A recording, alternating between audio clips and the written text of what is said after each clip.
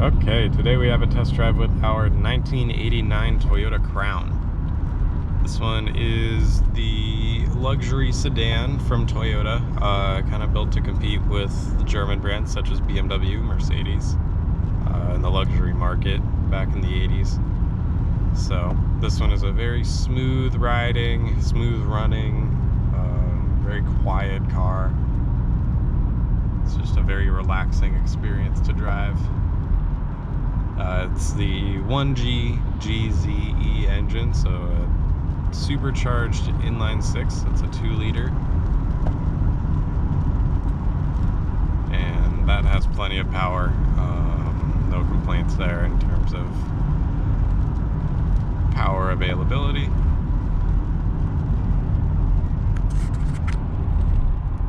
Has a very nice interior too. Everything is very driver oriented.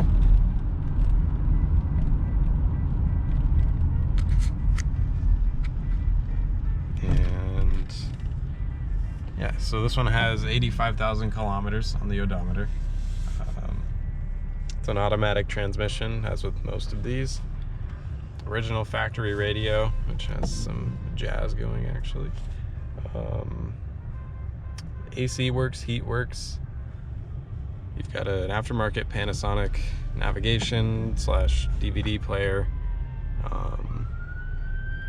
Yeah, very clean interior.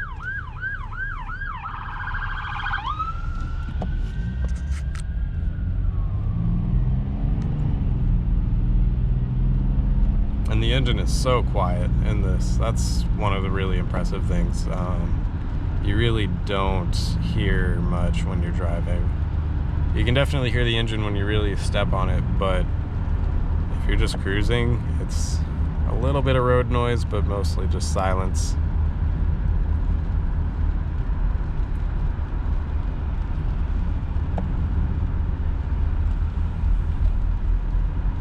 This is a classic body on frame sedan that you don't feel any of the bumps, though it doesn't corner very, very well. It's got a lot of body roll, but that's expected for this suspension setup.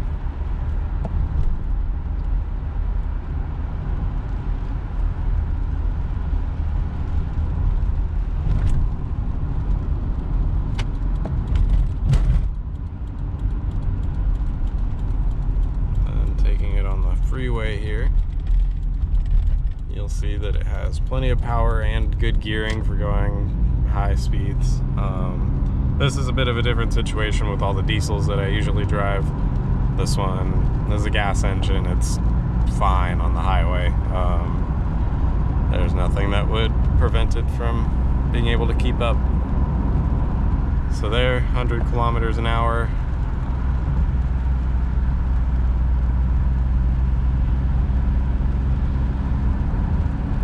And actually in this one, if you go above 105 kilometers an hour, you get that ding there. So that's before the 90s, cars in Japan had that ding because there was no speed limit above around 100 kilometers an hour. So there was no reason you should be going that fast. So there's a regulation to have that ding. And I'll try to avoid that as we're driving on the US highway here.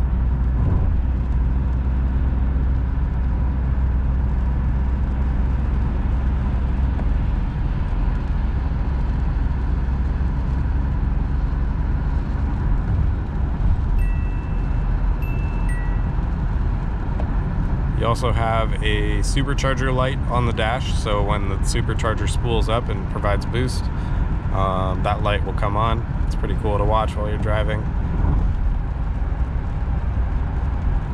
Down here you have a remote. That's for your aftermarket TV or DVD player there. Power windows all around, and some pretty cool frameless doors.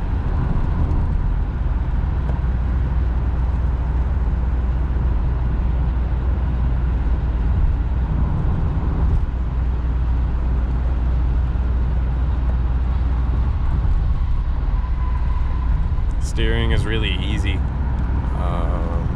There's almost no feedback from the road. It's just kind of gliding along. this one would be pretty cool as a first car for someone, or just a very relaxing sort of a weekend cruiser, a good road trip car. It just rides so smooth over everything. And these are pretty rough Seattle roads, so it takes these like a champ.